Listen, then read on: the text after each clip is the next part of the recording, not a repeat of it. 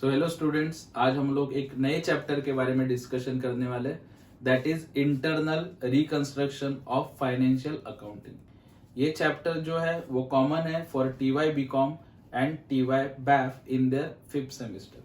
सो TY BCom को ये chapter पूछा जा सकता है for 20 marks and TY BAF को ये चैप्टर पूछा जाता है फॉर 15 मार्क्स। तो इस फर्स्ट वीडियो में, first lecture of internal reconstruction में हम लोग इंट्रोडक्शन पार्ट देखेंगे। ठीक है, कि इंटरनल रिकंस्ट्रक्शन क्या होता है और वो क्यों किया जाता है। ठीक है, सो जैसे आप लोग स्क्रीन पे देख सकते हो, there is sick unit. Sick unit का मतलब क्या होता है? कोई कंपनी बीमार है। ओके, कंपनी बीमार है का मतलब एक तो उसके प्रॉफिट कम हो रहे हैं, रिड्यूसिंग प्रॉफिट्स। सेकेंड वन, उसके लॉसेस बढ़ रहे हैं, कंटिन्यूअस लॉसेस हो रहा है किसी कंपनी को। Reduction in value of assets, उसकी एसेट की वैल्यू कम हो रही है। इंक्रीज इन लाइबिलिटीज, उसका लाइबिलिटीज बढ़ रहा है। एम्प्लॉय का टर्नओवर, मतलब एम्प्लॉइज बार बार जॉब लीव करके जा रहे हैं। ठीक है, and last one is management turnover. Management turnover का मतलब कंपनी की जो अपर मैनेजमेंट है वो बार बार चेंज हो रही है। So these are some signs कि आपकी जो कंपनी है इट्स अ सिक यूनिट। ठीक है, मतलब आपकी कंपनी बीमार है, फाइनेंशियली वीक है। ठीक है, सो अगर ऐसी कंपनी अगर वीक है, सो सपोज कोई इंसान बीमार हो, बहुत ज्यादा बीमार हो, सो देर आर 2 ऑप्शंस। एक तो आप उसको बेचारे को मरने के लिए छोड़ दोगे, या फिर सेकेंड ऑप्शन आप उसके ऊपर इलाज करोगे। ठीक है, सो सिमिलरली अगर कोई कंपनी सीक यूनिट है, कंटिन्यूअस लॉस में जा रही है, देर आर 2 ऑप्शन। मतलब मरने के लिए छोड़ दिया जाए, उसको बोला जाता है लिक्विडेशन, मतलब कंपनी, या फिर वाइंडिंग अप, कंपनी अपने आप बंद हो जाएगी। या फिर सेकेंड ऑप्शन कि उसके ऊपर इलाज करो, उसको जिंदा रखने की कोशिश करो, जो हम लोग अभी इस चैप्टर में देखने वाले, दैट इज इंटरनल रिकंस्ट्रक्शन। ठीक है, सो उसका मीनिंग आपने पढ़ा, आपको अपने आप पता चल जाएगा कि मैं क्या बात कर रहा हूं। ठीक है, so internal reconstruction is the process of converting sick company, okay, या फिर loss making company to profit making company by arranging its financial resources. मतलब ऐसा नहीं इंटरनल रिकंस्ट्रक्शन करना, नया बिल्डिंग बना दिया, कलर लगाया, ठीक है, तो रिकंस्ट्रक्शन हो गया। इंटरनल रिकंस्ट्रक्शन का मतलब आपको कंपनी में फाइनेंशियल चेंजेस करना है, और वो फाइनेंशियल चेंजेस कैसे होता है वो हम लोग आगे जाके देखेंगे।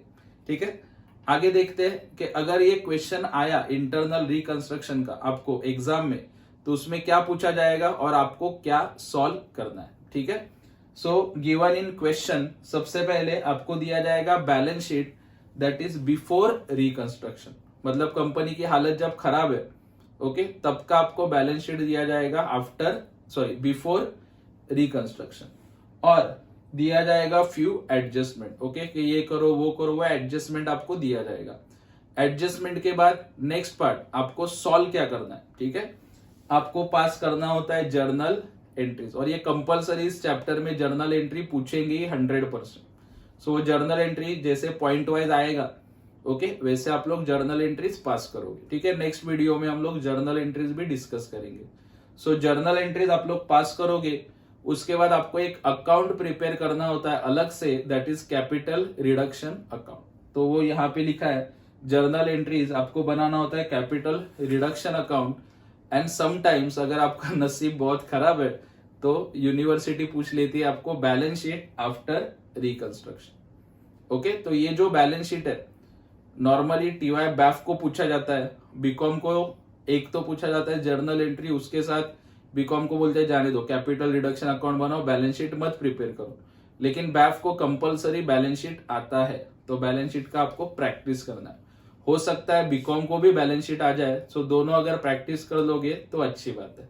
सो ये हम लोगों ने देखा इंटरनल रिकंस्ट्रक्शन के क्वेश्चन में क्या पूछा जाएगा और आपको क्या सॉल्व करना है।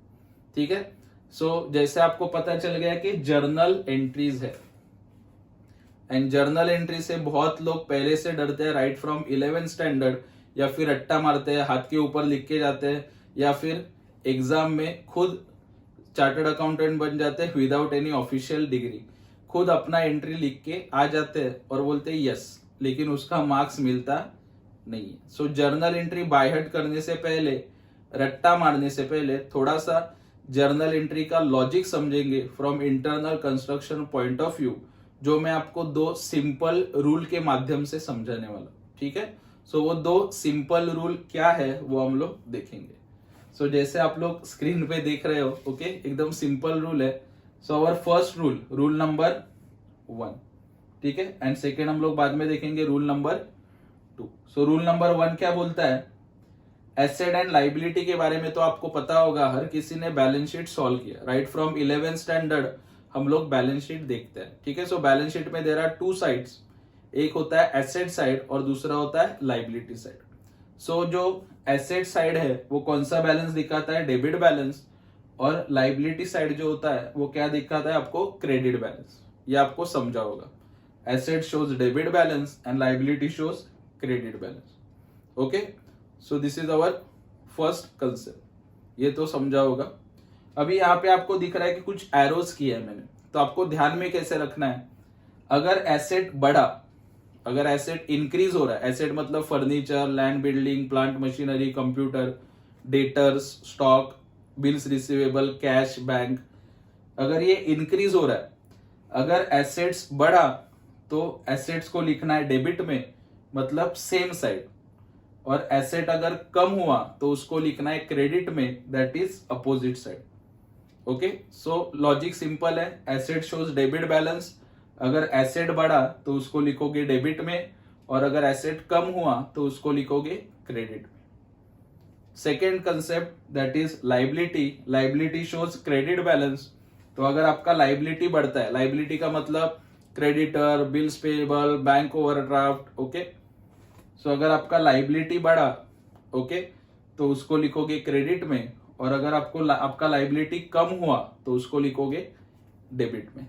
ये कंसेप्ट ध्यान में कैसे रखोगे, अगर कोई भी चीज बढ़ती है, वेदर इट इज एसेट्स और लाइबिलिटी, अगर वो इंक्रीज हो रहा है तो उसको लिखोगे सेम साइड, जैसे यहाँ पे आप लोग देख सकते हो सेम साइड, और अगर कम होता है तो उसको लिखोगे opposite side, okay. So this is our rule number 1।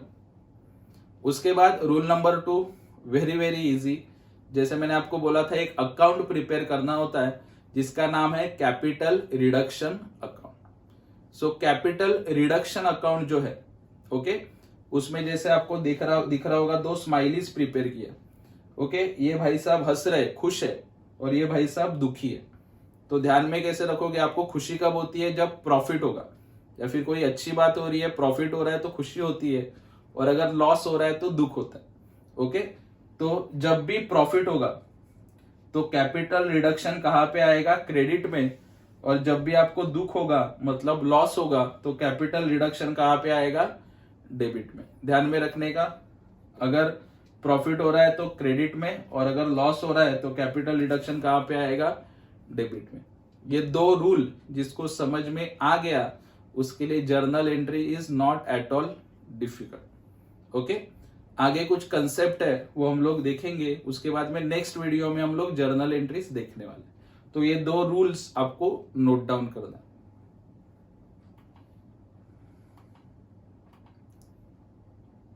Okay. उसके बाद क्वेश्चन में कुछ फिक्टिशियस एसेट दिया जाता है, फिक्टिशियस एसेट या फिर इसका दूसरा नाम होता है मिसलेनियस एक्सपेंडिचर, ओके। एक सिंपल मीनिंग में बताओ तो दीज आर बोगस एसेट, जो एक्चुअल में आपका एसेट नहीं है, फिर भी ये दिया जाता है एसेट साइड में, एकदम लास्ट में लिखा जाएगा। तो ऐसे एसेट्स आपको रखने नहीं है, ऐसा एसेट्स आपको उड़ाना है। उड़ाना है मतलब राइट ऑफ करना है, और वो राइट ऑफ किया मतलब ऐसे कट कर दिया वो नहीं, उसका आपको जर्नल एंट्री पास करना पड़ेगा। वो जर्नल एंट्रीज भी कैसे पास करना है वो हम लोग डिस्कस करेंगे। तो फिक्टिशियस एसेट्स में क्या आता है, preliminary expense, discount on issue of debentures और शेयर्स, और आ सकता है profit and loss, debit balance. Normally profit and loss liability side में आता है, लेकिन यहाँ पे कहां पे लिखा जाएगा, ऑन दी एसेट साइड। तो ये आपको ध्यान रखना है, इसका जर्नल एंट्री हम लोग डिस्कस करेंगे, ओके।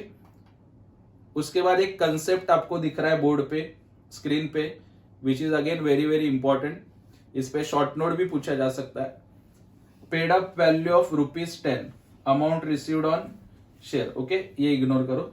सब डिविजन और बाजू में क्या लिखा है, consolidation, consolidation of shares and sub division of shares. इसका मतलब क्या होता है, सपोज आपके पास 50 रुपया, ठीक है, या फिर सपोज आपके पास 500 रुपया, ओके, उसका खुला कराना या फिर छुट्टा कराना, उसको क्या बोलते हैं, सब डिविजन। 500 का एक नोट देके आपने 100 रुपए का 5 नोट लिया, so that is called sub division. मतलब एक अमाउंट तो सेम है ना, 500 500, खाली क्या किया आपने, नंबर ऑफ डिनोमिनेशन छोटा करने की वजह से नंबर ऑफ नोट्स बढ़ गए, so that is called sub division. Consolidation का मतलब उल्टा, आपने 100 का 5 नोट लेके 500 का एक नोट बनाया, ठीक है। सो ये एग्जांपल आप लोग देख सकते हो। So this is called sub division and this is called consolidation, ठीक है। तो ये कंसेप्ट बहुत ही जरूरी है for internal reconstruction, okay. And now next video में हम लोग देखेंगे इंटरनल रिकंस्ट्रक्शन की जर्नल एंट्रीज। तब तक ये वीडियो बार बार देखिए, अपने फ्रेंड्स के साथ भी शेयर कीजिए।